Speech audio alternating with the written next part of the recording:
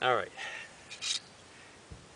I also grabbed a large regular screwdriver because I noticed that the ends of these screws or bolts have slots in them. So what's nice is when I'm starting them and just doing them hand tight, I don't have to use the ratchet. I also got an extension for the ratchet because the problem is that when I'm doing these ones that are tight here, you can see that the head of my ratchet is getting in the way. I'm not getting perfect alignment, so I now am better prepared to try this again. Alright.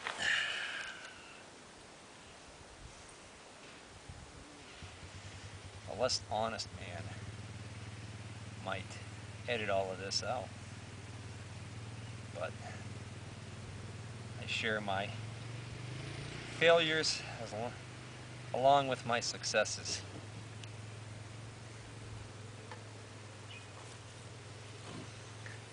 And this isn't exactly a total failure. I mean, it's just one bolt down.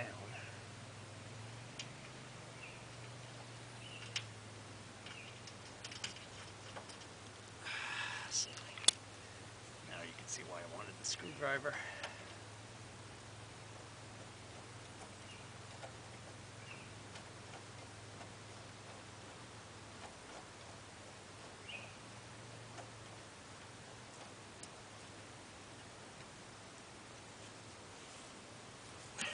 One.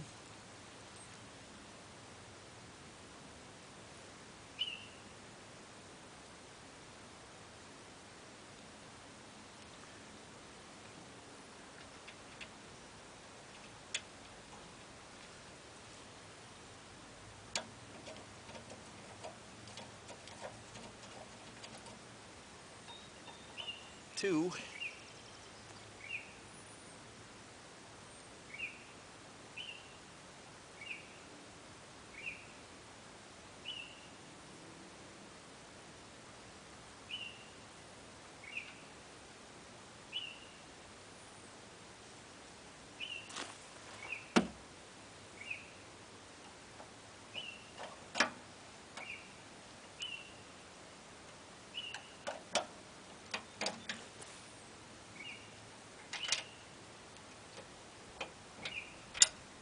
Come on.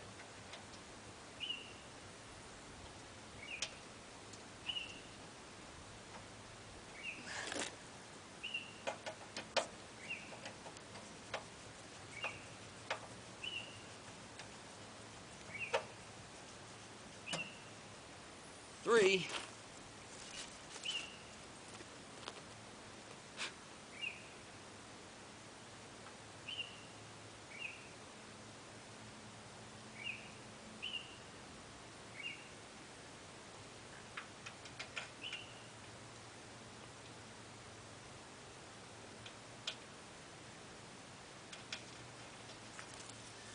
Now the other thing you can do, if you want a little extra insurance, if you're bolting this up to an I-beam like I am, the bolts are sticking through the other side here and they're exposed on the outer side, so you could actually put nuts on there. The nuts are not provided in the kit. You have to provide those yourself if you want to go that route. Alright, so I'm going to tighten these up with the screwdriver first. Got the lock washers all on there. Now, I'm going to switch back to my ratchet, and I'm going to be less overzealous about tightening them. That's one.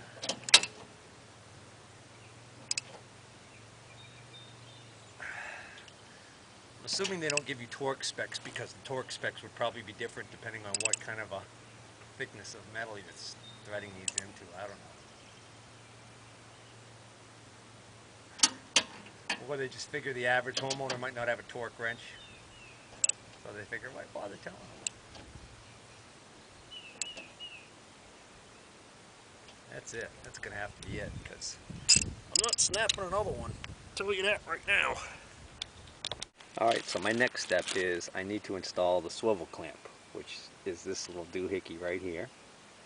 Okay, this goes on the foot plate of the opposite side of where I just put this bracket on. And this is the hardware for it, C swivel clamp. So we got to move around to the other side. Alright, so this is the foot clamp that the swivel clamp's going to have to go in this hole right here. Alright, and basically that kind of goes like that. Ends up having a long bolt out of this kit that's going to attach it to that, and then there's a short bolt that goes, actually attaches the end of this here into here. So what I'm going to do to make my life easier is I'm going to put this on here first. Okay, I'll put this on here first, and then I'll mount that on there. So for each one of these swivel clamp assemblies that you're going to install, out of that little hardware package for the swivel clamp, you're going to require one of these larger bolts, one of these smaller bolts, this large washer, this small lock washer, this big locking nut, and one small self-locking nut that I forgot to take out. Now I noticed in the instructions it says, right, it shows that the lock washer is on the bolt head end, and it says please ensure lock washer is in the position shown under the bolt head. And since they said please, I'm going to do it because it was so nice. I don't know, maybe I missed it somewhere, but I really couldn't find anywhere in the instructions where it gave any guidance about how tight this bolt should be. I mean, they want this lock washer in there, so obviously it should be tight enough so that lock washer's getting compressed. And I know by design this needs to be able to swivel. It actually feels a little sloppy on there, but that's because of the size of the hole in here. That's not really a function of this. So I'm sticking with the earlier recommendation that at least 2 threads should be exposed once you get this self-locking nut in place. And we're going to go with that. Now I've got to figure out which way this is going to go. In other words, if I put it this way, then my curve on the other end is going to be facing up. And I want my curve facing down, so I'm going to flip this over like this. Well, in the event that I wasn't clear on what I meant by that, I'll show you that on the other side. When I get over to the other side, what I'm talking about. Basically now, I could take this, move it over into position, and get this bolt on. And according to the diagram, the picture in the instructions, they want the bolt to come up through the bottom. Oops. They want the bolt to come up through the bottom. Then your swivel clamp on top of that. Then this flat washer. And then this locking nut. Alright, now you'll have to pardon me while I go back and get another wrench, because the directions clearly state that what I'm going to need for assembly is a 7/16 inch wrench, 1/2 inch wrench, and 3/4 inch wrench. This is not 1/2 inch. This is. It's not 3/4. Alright, and the winner is 9/16. So, instructions right here. Left that out. Nobody's perfect. Alright, yeah, didn't really give any guidance on how tight this should be. Now the beauty is, because it's a self-locking nylon bushing type of nut, I don't have to worry that if it's a little too loose, it's not going to loosen up and fall off. And I mean, I know that it probably should swivel a little bit, so I'm basically snugging this up to take out any play, but that'll still give the ability to swivel some. That's pretty much it, and that seems to correspond to just about that minimum 2 thread exposed rule that they were talking about in the instructions there. That's good. Alright, so I'm over to the other side and show you what I was talking about the bar. Alright, so hopefully the backlighting is not going to screw us up too bad. I'll give you a fairly decent view, but basically the way this works is, well, basically this means I just screwed up. What's supposed to happen is I should have slid this bar through here first. Okay, but no biggie, because I can just undo those two bolts that actually hold this small part of the bar into the large part of the bar. Because remember, I didn't tighten those up really tight. I left them loose by design because I knew I was going to have to do some adjustment here anyways. So we'll now loosen those. In other words, these two right here. Let's loosen these.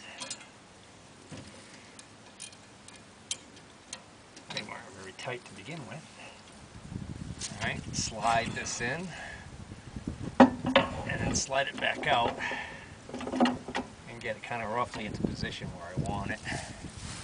Let me reposition the camera so you can see what I'm talking about. Alright, so there you go. That's how it should look. So this curve, it curves down like that. If I had put that on backwards on the other end, the curve would be all wrong and this wouldn't work out at all. So now I could just leave that in there loosely like that. And what I want to do is I want to fully extend that other scissor jack. Let me show you how much I've got that extended. I mean, that's really pretty much the most that I'm going to find myself extending it. If I have to extend it any further than that, the reality is I'm probably going to have blocking up underneath there. I usually put blocking. I've got that plastic stacking, those stacking plastic orange grid things that I tend to use. So that should give me the max right there. So then you adjust the pole in the middle right there, how much of these small poles into the larger pole, to make sure that you've got enough extending so that you're at the proper extension here. And now I'm going to put that clamp on. Alright, so this clamping device goes on like this, and then the handle spins on like that. And then of course this is how you lock it down when you're in position. So since I like the location of that right now, I'm now going to go back to the middle of that bar and lock down those two bolts. So obviously climbing underneath the trailer and messing with these bolts to adjust it is not something you want to do on a regular basis. So that's why the beauty is that you set this up initially, and then once these are tightened and everything's set up properly, you really shouldn't find the need to have to adjust these again. And I'm tightening these up, being mindful of the fact that I could easily snap them and cost myself a world of headache.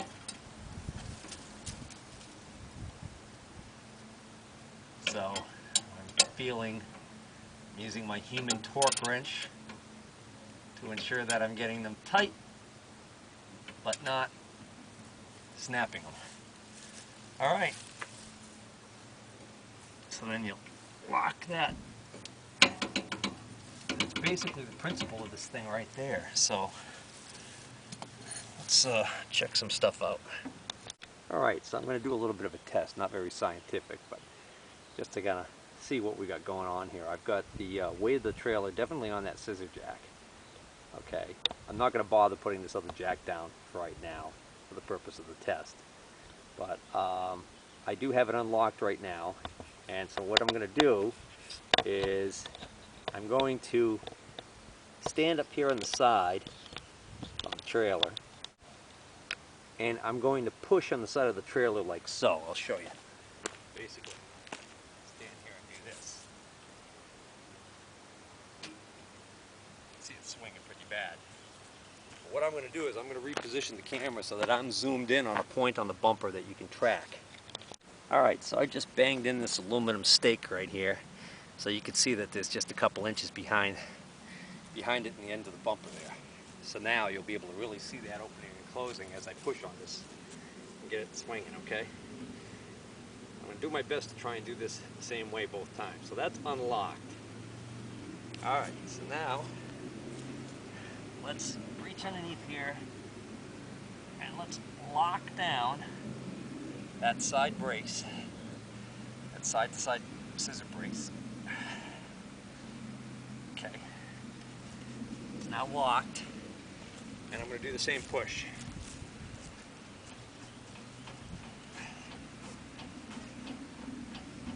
Okay, now, mind you, I can see that I really should have this other scissor leg down to make this a fair test. So I'm going to drop the scissor leg and we'll do it again. Alright guys, let's try that again. Now with the both scissor legs down with weight on them, this is unlocked.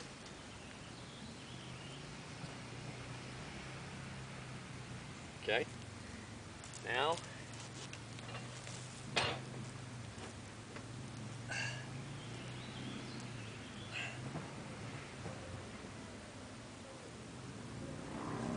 locked.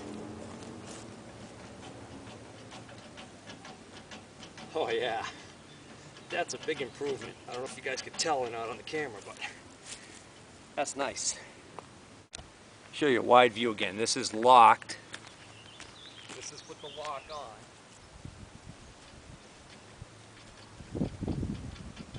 Okay. Now I'm going to unlock it. This is unlocked.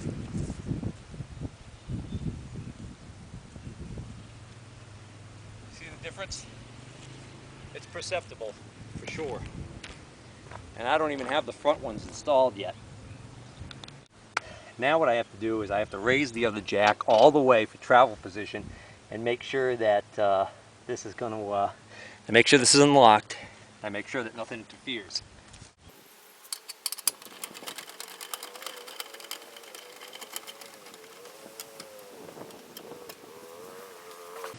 That's fully stowed right there. Works out perfect. So now, I got one more step to do here. There's a locking nut, self-locking nut with a nylon bushing that needs to be put on the end of this, and its purpose is basically to ensure that when you're going down the road, you don't lose your handles. Well, now that's odd. This is just starting to lock right there. And I'm looking at how much of this bolt is sticking out, and it's not really much at all. I'm worried about, yeah, that's not going to do anything. That's kind of screwy because the self-locking feature of this bolt's not going to kick in until, I wonder if you put these on backwards. I mean, you could. Alright, right here, number 22. Assemble the remaining parts of the locking assembly. See photo L. The 1/2-inch lock nut should be installed at least 2 turns after it becomes hard to turn. This will keep the locking handle from vibrating off while traveling in case you forget to tighten it.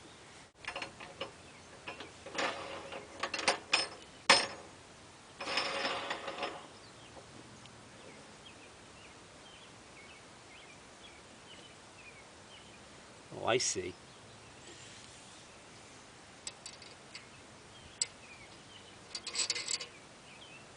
I'm thinking it's bottoming out and it's not even going up into that recess. So what I need to do is I need to tighten it on there and see how good or bad it is.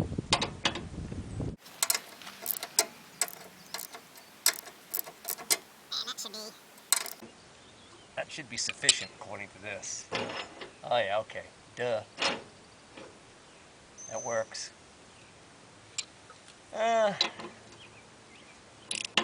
Like I said, I show you when I make a mistake too. Okay. So that's unlocked. That's locked. Beautiful.